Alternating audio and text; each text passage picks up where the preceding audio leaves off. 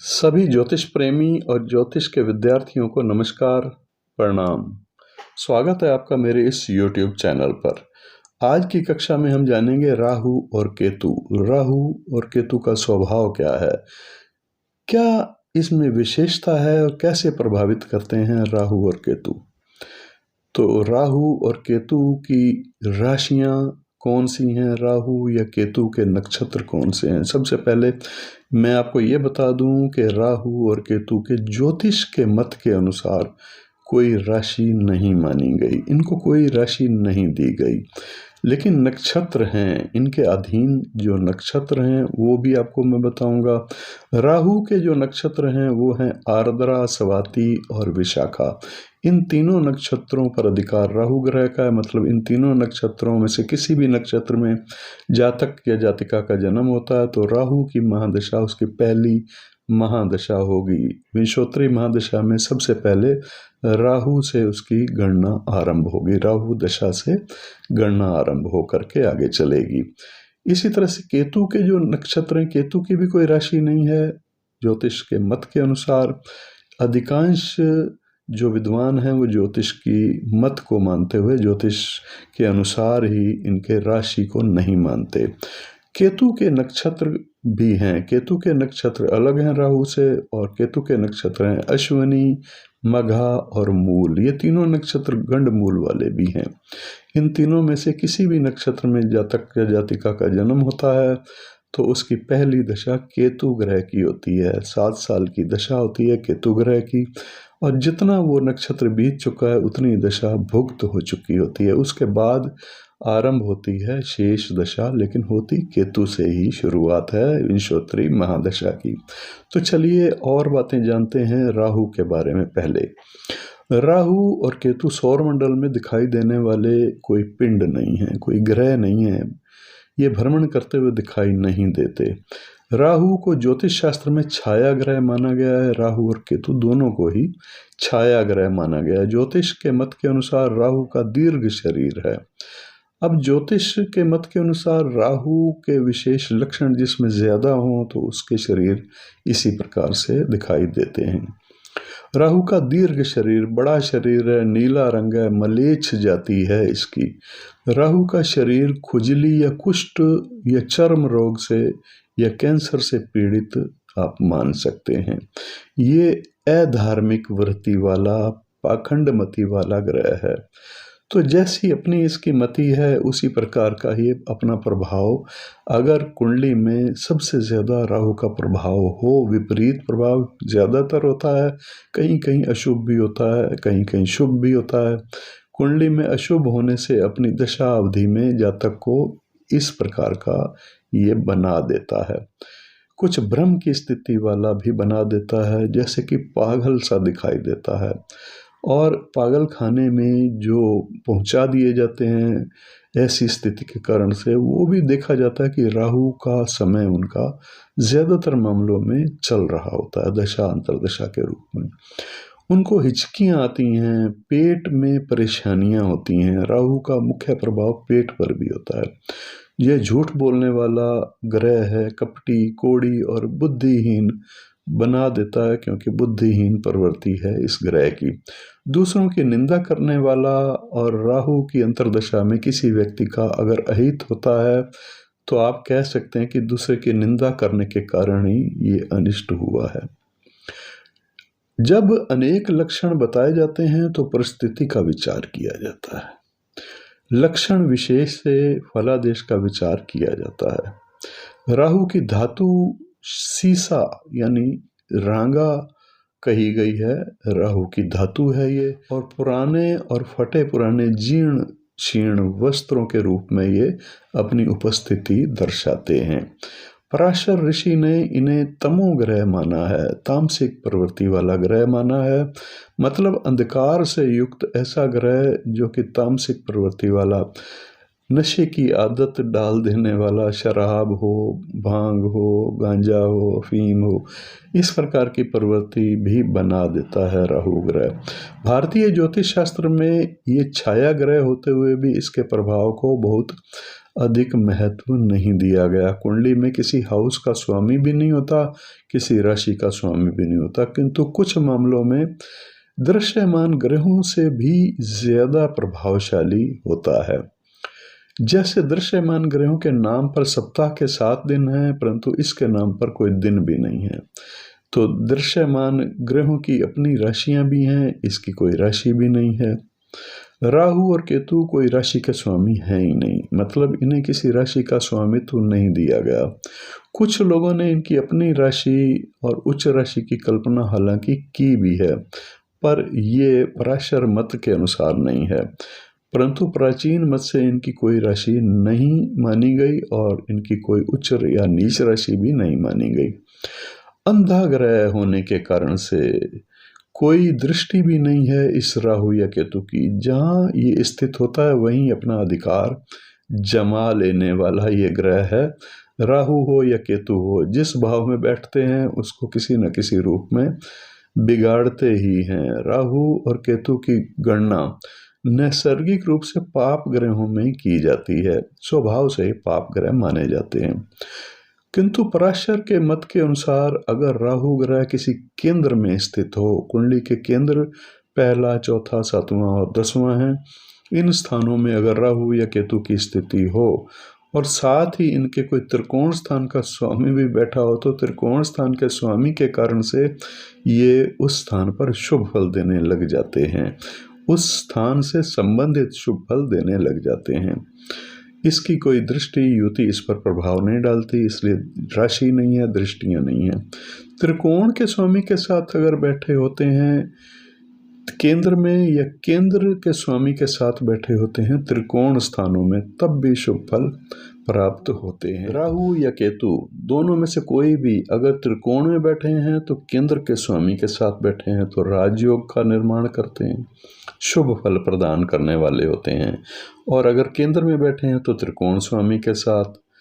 तो ये दोनों बातें विद्यार्थियों को खास राहु और केतु के बारे में याद रखनी है। राहु त्रिकोण में बैठे हैं तो केंद्रेश के साथ होने चाहिए, तब शुभ होंगे, और केंद्र में बैठे हैं तो त्रिकोणेश के साथ बैठे हों तब शुभ होंगे। इसके अलावा राहु और केतु अपना अशुभ फल ही प्रदान करते हैं, चाहे कहीं भी बैठे हों, क्योंकि केंद्र और त्रिकोण दोनों का जब संबंध होता है तो उसको योग कारक स्थिति माना गया है। राहु का प्रभाव अचानक होता है, ये भी देखने वाली बात है, और नोट करके रखना इस बात को कि अचानक होने वाली घटनाएं चाहे वो लाभकारी हों या अशुभकारी हों, ये आकस्मिक होने वाली घटनाएं भी राहु के प्रभाव के कारण होती हैं, जिसमें जातक को संभलने का मौका भी नहीं मिलता। राहु मंगल की युति अगर हो कुंडली में, राहु और मंगल दोनों का प्रभाव दुर्घटना कारक माना गया है। और राहु में मंगल की अंतर्दशा हो, राहु की महादशा में या मंगल की महादशा में राहु की अंतर्दशा हो और प्रत्यंतर दशा भी हो, तो ऐसी स्थिति राहु या मंगल के कारण से हो सकती है। फिर राहु और शनि की युति भी कष्टकारी होती है। राहु और शनि की युति अगर होती है तो ऐसे ही दृष्ट उस समय भी दिखाई देते हैं। राहु केतु के मध्य स्थित अगर कोई बाकी सभी ग्रह हों, राहु और केतु क्योंकि एक दूसरे से 180 डिग्री पर होते हैं, इनके बीच में इधर या उधर किसी भी तरह सभी ग्रहों की स्थिति जब होती है तो उस योग को भी अशुभ माना गया है। उस योग का कुछ विद्वानों के द्वारा नाम भी दिया गया है, जिसको कहा गया काल सर्प योग, यानी ऐसा समय जो कि सर्प की तरह डसने वाला समय होता है। वो उसका चर्चा फिर किसी वीडियो में करेंगे, किसी कक्षा में हम राहु और केतु के इस योग का विशेष वर्णन करेंगे। राहु और केतु से बनने वाला काल सर्प योग आप याद रखिएगा। फिर केतु हालांकि राहु की तरह ही है, लेकिन केतु के जो नक्षत्र हैं वो अलग हैं। राहु के अपने नक्षत्र अश्विनी, मघा और मूल हैं, जिनको गंडमूल वाला नक्षत्र भी कहते हैं। केतु की आंखें लाल हैं और उग्र प्रकृति है इसकी वाणी में विष भी है, ऊंचा शरीर और ये शस्त्र धारण किए हुए है। केतु की विशेषता ये है कि धुएं के जैसा इसका शरीर है और हमेशा धूम्रपान करते रहने वाले लोग जो आपको दिखाई देते हैं उन पर केतु का प्रभाव ज़्यादा दिखाई देगा। और धूम्रपान करता रहता है ये ग्रह, इसके शरीर में वर्ण यानी घाव या फोड़े फुंसियाँ इनकी अधिकता है। शरीर भी इनका दुबला पतला है, परंतु स्वभाव से क्रूर हैं ये और अत्याचार करने वाले ग्रह इनको कहा गया है। जाति से भी पतित हैं ये। अगर किसी जातक की कुंडली में दूसरे स्थान में केतु की स्थिति हो तो वो कठोर वचन बोलने वाला हो जाता है। ऐसा क्यों? क्योंकि वाणी का स्थान है दूसरा स्थान। कुंडली का जो सेकंड हाउस है वो वाणी का स्थान है, तो वाणी को प्रभावित अपनी कठोरता के कारण कठोर वाणी बोलने वाला वो हो जाता है। केतु के मिट्टी के बर्तन हैं और धब्बेदार कपड़े पहनने वाला ये ग्रह है। केतु और राहु के मित्र की बात करें तो बुध ग्रह, शुक्र ग्रह और शनि ग्रह, ये तीन ग्रह इनके मित्र माने जाते हैं। इनका अगर साथ मिल जाए राहु को या केतु को तो ज़्यादा बलवान हो जाता है, मित्र के साथ तो पावर बढ़ ही जाती है। मंगल ना मित्र है इनका और ना शत्रु है। सूर्य, चंद्रमा और बृहस्पति राहु के भी शत्रु हैं और केतु के भी शत्रु हैं। ये नैसर्गिक रूप से विचार इस प्रकार से राहु और केतु का किया गया है। तो आज की कक्षा में आपने डिटेल्ड समझा कि राहु और केतु इन दोनों का अपना स्वभाव क्या है, यानी नैसर्गिक स्वभाव क्या है, नेचर क्या है, इनकी आकृति क्या है, प्रकृति कैसी है और किस प्रकार की विषय वस्तुओं से ये संबंध रखने वाले ग्रह हैं। ठीक इसी प्रकार से जिस कुंडली में इनका प्रभाव ज़्यादा होता है और उसको ये दूषित करते हैं, जातक हो या जातिका हो, उसी प्रकार से जैसे ये इनका अपना स्वभाव है। फिर जहाँ पर ये शुभ स्थिति में शुभ लक्षण भी इनके देखने को मिलते हैं, शुभ फल में अचानक होने वाले लाभ भी होते हैं। त्रिकोण में बैठे हों तो केंद्रेश के साथ, केंद्र में बैठे हों तो त्रिकोणेश के साथ। इस बात को तो ज़रूर विद्यार्थी याद रखें।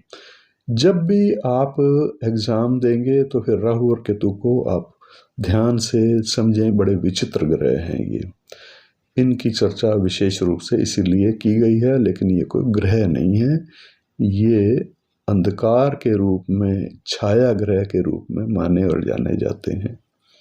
तो ये थी आज की कक्षा जो राहु और केतु के बारे में डिटेल्ड आपने समझा। तो इससे पहले जो क्लासेस हो चुकी हैं, सूर्य, चंद्रमा, मंगल, बुध, बृहस्पति, शुक्र, शनि, और ये राहु और केतु के बारे में आज आपने जाना। ज्योतिष की कक्षाएं निरंतर चल रही हैं इस चैनल पर। आप इस चैनल को सब्सक्राइब ज़रूर कर लीजिए अगर आपको ज्योतिष में रुचि है। और एस्ट्रोलॉजी आप कर रहे हैं या नहीं कर रहे, आपको इंटरेस्ट है तो अवश्य आपको रुचिकर लगेगा। दूसरे जो आपके मित्र हैं उनको भी अगर रुचि है तो उनको भी इस चैनल का लिंक आप शेयर कर दीजिएगा। और अगर आप ज्योतिष के विद्यार्थी हैं, किसी भी संस्थान से आप ज्योतिष सीख रहे हैं और आपकी कोई जिज्ञासाएं हैं, कोई डाउट्स हैं, तो उनको क्लियर करने के लिए आप मेरे कमेंट्स बॉक्स पर अवश्य अपने कमेंट्स के रूप में अपने डाउट्स दे दीजिए। आपने डाउट्स लिख दीजिए, उसका रिप्लाई मैं यथासमय करूँगा। और ऐसा भी हो सकता है कि कुछ चुने हुए लोगों के लिए मैं स्पेशल सेशन भी करूं और उनको लाइव भी मैं उनके डाउट्स क्लियर करूं। लेकिन इसके लिए पहले जो भी आपको डाउट्स हैं एस्ट्रोलॉजी से संबंधित, चाहे आप ज्योतिष के विद्यार्थी हैं या ज्योतिष में रुचि रखने वाले हैं, तो आप लिख सकते हैं अपने डाउट्स कमेंट्स बॉक्स में। इसके अलावा फिर अगर आप ज्योतिष के विद्यार्थी नहीं हैं, ज्योतिष सीखना चाहते हैं, तो ऑनलाइन क्लासेस भी हैं। हमारा संस्थान ऑनलाइन क्लास के माध्यम से ज्योतिष भी सिखाते हैं, ज्योतिष के कोर्स करवाते हैं। अगर आप ज्योतिष का कोर्स करना चाहते हैं तो दिए गए नंबरों पर आप संपर्क करके पूछताछ कर सकते हैं। ये ऑनलाइन कोर्स है, घर बैठे ही आप कोर्स कंप्लीट कर सकते हैं। तो आज के लिए इतना ही, फिर मिलेंगे और क्लासेस में और चर्चाएं जो ज्योतिष की बहुमूल्य जानकारियां हैं उनके साथ चर्चा चलती रहेगी। नमस्कार।